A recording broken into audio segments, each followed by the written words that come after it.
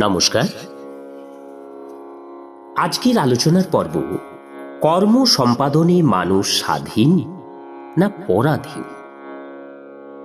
আসুন এই সুন্দর আলোচনায় আমরা প্রবেশ করি। কেউ কেউ বলেন সংসারে কর্মই প্রধান, যে যেমন কর্ম করে সে তেমন ফল পায়।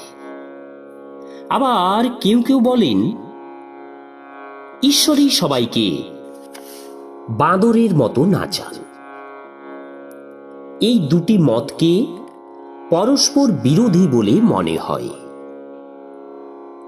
যদি কর্মই প্রধান হয় এবং মানুষ তার কর্মে সম্পূর্ণ স্বাধীন থাকে, তাহলে ঈশ্বর বাজিকরের মতো জীবকে চালনা করেন, এটি প্রমাণিত হয় না এবং ঈশ্বরের কোনো গুরুত্বও থাকে না। আবার ঈশ্বরেই যদি সবকিছু করান, মানুষ কর্ম করে পরাধীন থাকে, তাহলে অন্যের দ্বারা করানো খারাপ কাজের ফল মানুষ কেন ভোগ করবে? যে ঈশ্বর কাজ করিয়েছেন, ফল ভোগ তো তারই করা উচিত। কিন্তু তেমন তো দেখা যায় না। এরকম প্রশ্ন প্রায়ই উত্থিত হয়। এই বিষয়ে আজকের আমাদের এই আলোচনা। আমি মনে করি বাস্তবে জীব পরমেশ্বর এবং প্রকৃতির অধীন। অন্তত ফল ভোগের ক্ষেত্রে মানুষ সম্পূর্ণরূপে পরাধীন। ধন, স্ত্রী, পুত্র, কীর্তি প্রভৃতির যোগ বিয়োগ কর্মফল অনুযায়ী পরবশে হয়ে থাকে, এতে কোনো সন্দেহ নেই। কর্ম করাতে পরাধীন হলেও আংশিকভাবে জীব স্বাধীন, অথবা এমনভাবে বলা যায় যে সুযোগ মতো সে অধিকার বহির্ভূত স্বাধীনভাবে আচরণ করে, আর তাতেই তাকে দণ্ডভোগ করতে হয়।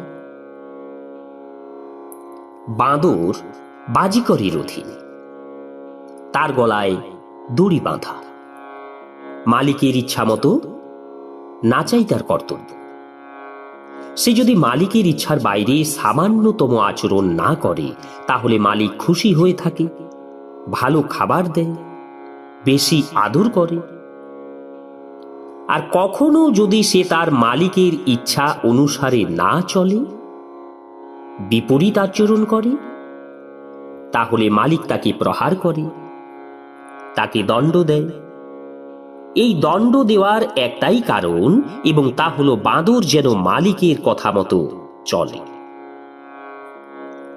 বাজিকর বাঁদরকে মারলেও তার ক্ষতি চায় না, কেননা এই অবস্থাতেও সে তাকে খেতে দেয়, তাকে পালন পোষণ করে। এই রকম ব্যবহার মাতা পিতাও সন্তানের সঙ্গে করেন। তবে মা বাবার ব্যবহারের শ্রেণী বাজিকরের ব্যবহারের চেয়ে উঁচু। বাজিকরের ওই ব্যবহার ভুল করার জন্য দণ্ড দিয়েও বাঁদরকে পালন করা কেবলই স্বার্থ বুদ্ধি। মা বাবা নিজেদের স্বার্থ চিন্তার পরেও সন্তানের কল্যাণের কথাও ভাবেন, কেননা সন্তান হলো তাদের আত্মা। কিন্তু পরমাত্মার শ্রেণী তো এদের দুজনের থেকে উঁচু, কেননা তিনি অহেতুক প্রেমী এবং সর্বদা স্বার্থশূন্য। তিনি যা কিছু করেন তা আমাদের কল্যাণের জন্যই করেন। বাস্তবে আমরা সম্পূর্ণরূপে তার অধীন। তবু তিনি দয়া করে আমাদের ইচ্ছামতো সৎকর্ম করার অধিকার দিয়েছেন। তার আদেশ অনুসারে কাজ করাই আমাদের সেই অধিকার। যদি আমরা সেই অধিকারকে লঙ্ঘন করি, তাহলে সেই পরম পিতা খুবই ভালোবেসে আমাদের কৃতকর্মের জন্য, আমাদের কুপথ থেকে সরিয়ে সুপথে নিয়ে আসার জন্য দণ্ড দেন। তাহলে সেই পরমপিতা খুবই ভালোবেসে আমাদের কৃতকর্মের জন্য আমাদের কুপথ থেকে সরিয়ে সুপথে নিয়ে আসার জন্য দণ্ড দেন। তার দণ্ডদান কখনো কখনো ভীষণ মনে হলেও তার দয়া এবং ভালোবাসায় পরিপূর্ণ থাকে।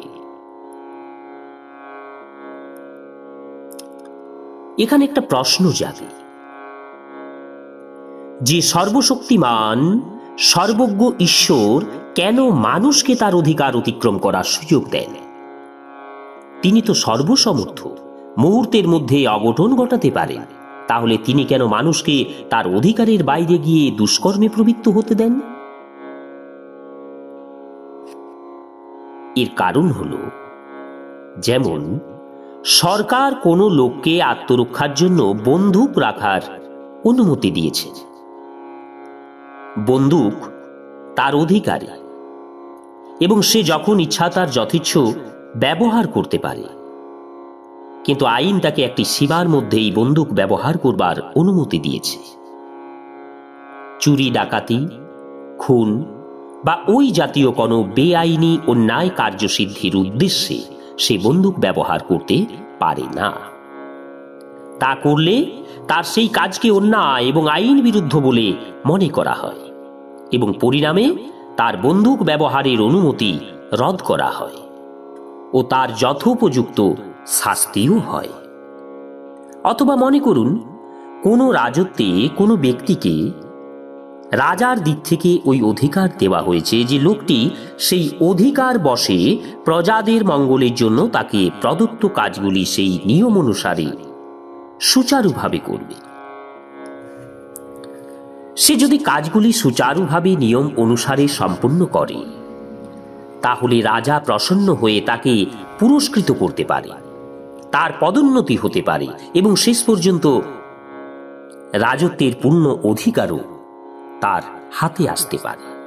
কিন্তু সে যদি তার অধিকারের অপব্যবহার করে, আইন বিরুদ্ধ কাজকর্ম করতে থাকে, তাহলে তার অধিকার কেড়ে নেওয়া হয় এবং সে শাস্তি পায়। এই সব সত্ত্বেও বন্দুক অথবা অধিকারের অপব্যবহারের সময় সরকার অথবা রাজা তাদের বাধা দিতে আসেন না। কাজটি হয়ে যাওয়ার পরে তাকে শাস্তি দেওয়া হয়। এইভাবে পরমাত্মাও আমাদের সৎ কর্ম করবার অধিকার দিয়েছে। আমরা দুষ্কর্ম করলে আমাদের তিনি বাধা দেন না। কাজ হয়ে যাওয়ার পর তিনি যথোচিত দণ্ড দেন।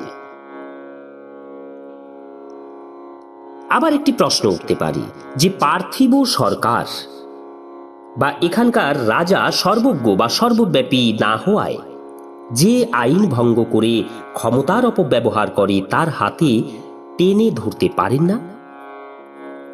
কিন্তু পরমাত্মা তো সর্বজ্ঞ, ন্যায়কারী, সর্বান্তর্যামী, সর্বব্যাপী এবং সর্বশক্তিমান। তার কাছে তো কারো মন, বাক্য, শরীর কোনো কিছুই লুকানো থাকে না। তাহলে তিনি কেন দুষ্কর্মকারী মানুষের হাত ধরে তাকে জোর করে আটকান না? এর উত্তর হল, এইভাবে আটকানো পরমাত্মার বিধি বহির্ভূত। তিনি মানুষকে নিজেদের কাজ করবার স্বাধীনতা দিয়েছেন, কিন্তু সেই সঙ্গে তিনি মানুষকে শুভাশুভ বিচার করবার জন্য বুদ্ধি বা বিবেকও দিয়েছেন। তার দ্বারা মানুষ ভালো বা মন্দ বিচার করে নিজের কর্তব্য নির্ধারণ করতে পারে। আর পরমাত্মা এই কথাও ঘোষণা করেছেন যে যদি কোনো মানুষ অধিকার বহির্ভূত শাস্ত্র বিপরীত কাজ করে, তবে তাকে অবশ্যই দণ্ডভোগ করতে হবে। এতে এটাই প্রমাণিত যে বাজিগর যেমন বাঁদরকে নাচায়, ঈশ্বরও তেমন মানুষকে নাচায়। সকলেই তার অধীন। যেমন ভুল করলে বাঁদর শাস্তি পায়, তেমন ঈশ্বরের আদেশ অমান্যকারীকেও দণ্ডের ভাগী হতে হয়। অবশ্য ভগবানই নাচান, যদিও মালিকের ইচ্ছা মতো অথবা ইচ্ছার বিপরীত নাচবার অধিকার বাঁদরের থাকে। সরকার বা রাজা অধিকার দিয়েছেন, কিন্তু তিনি অধিকার অপব্যবহার করবার আদেশ দেন। ভগবানও মনুষ্য জীবন প্রদান করে সৎকর্মের দ্বারা ক্রমশ উন্নীত হয়ে পরম পদ লাভ করবার অধিকার আমাদের দিয়েছে। কিন্তু তিনি পাপ করবার জন্য আমাদের আদেশ করেননি। যখন একজন ন্যায়পরায়ণ সাধারণ রাজাও তার কোনো আধিকারিককে ক্ষমতার অপব্যবহার করে পাপ করবার আদেশ প্রদান করেন না, তখন স্বয়ং ভগবান এমন আদেশ কি করে দিতে পারেন? তবে একথাও ঠিক যে মানুষ সর্বতোভাবে ঈশ্বরের অধীন, সেই সঙ্গে এটিও সত্য যে ঈশ্বর প্রদত্ত অধিকারীর সদ্ব্যবহার করে পরম উন্নতি অথবা তার অপব্যবহার করে নিজের চরম অধোগতি করতে পারে। এখন প্রশ্ন হল, যখন ভগবান আদেশ করেননি এবং পরিণামে দুঃখের সম্ভাবনা রয়েছে, তখন মানুষ ভগবানের ইচ্ছার বিরুদ্ধে কেন পাপাচার করে? কি কারণে তারা জেনে শুনে পাপাচারে প্রবৃত্ত হয়? এই প্রশ্ন আলোচনা করলে বোঝা যায় পাপের এই প্রবৃত্তির কারণ হল অজ্ঞানতা। অজ্ঞানে আবৃত হয়ে সকল জীব মোহিত হচ্ছে। অজ্ঞানেনাবৃতম জ্ঞানম তেন বুঝ্যন্তে জান্তবা। প্রকৃতির দুটি স্বরূপ, বিদ্যাত্মক এবং অবিদ্যাত্মক। এই দুটির মধ্যে অবিদ্যাত্মক প্রকৃতি হল জ্ঞান। এই অজ্ঞানতা থেকে উৎপন্ন অহংকার, আসক্তি প্রভৃতি দোষের বশবর্তী হয়ে মানুষ পাপে প্রবৃত্ত হয়। মহর্ষি পতঞ্জলিও সংসারে অবিদ্যা আদি 5টি ক্লেশকে স্বীকার করেছে।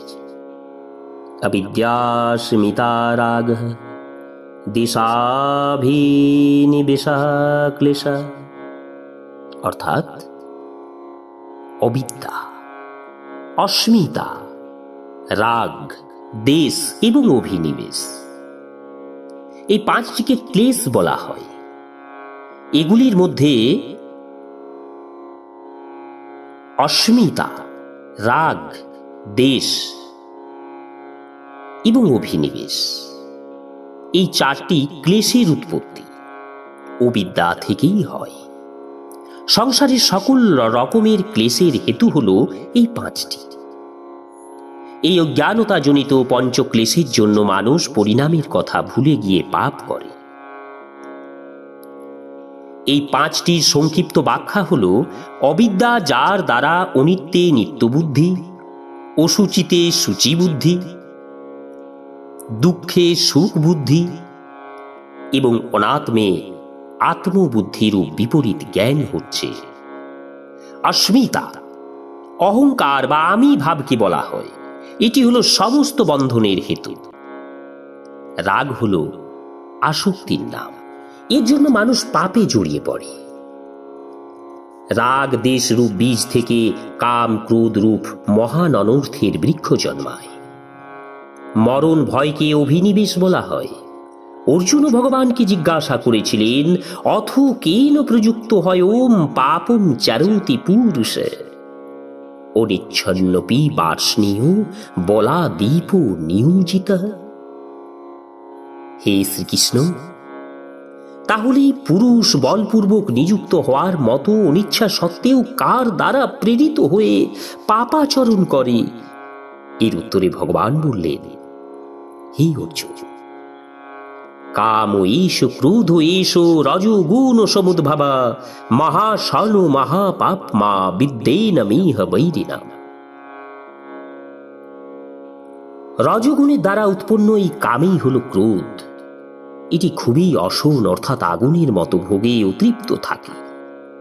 এটি বড়ই পাপী। একে তুমি এই বিষয়ে শত্রু বলে জানবে। ইন্দ্রিয়, মন এবং বুদ্ধিতে এই কামরূপ শত্রুর আবাস বলে জানবে।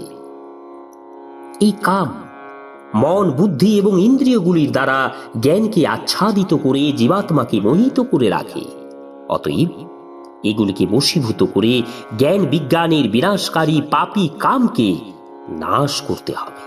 কেননা খারাপ কাজ অজ্ঞান থেকে, অবিদ্যাজনিত আসক্তি বা কামনা থেকে হয়। যারা এই রিপুগুলিকে বশীভূত না হয়ে ভগবান প্রদত্ত অধিকার অনুসারে আচরণ করে, তারা এখানে সর্বতোভাবে সুখী থেকে অন্তিমে পরম সুখরূপ পরমাত্মাকে লাভ করে। এখন সর্বমোট এটি প্রমাণিত হয় যে কর্মক্ষেত্রে মানুষ পরাধীন। তবে ঈশ্বরের দেওয়া স্বাতন্ত্র্যের দ্বারা কিন্তু কিছু অংশে সে স্বাধীন। ওম শ্রী হরি।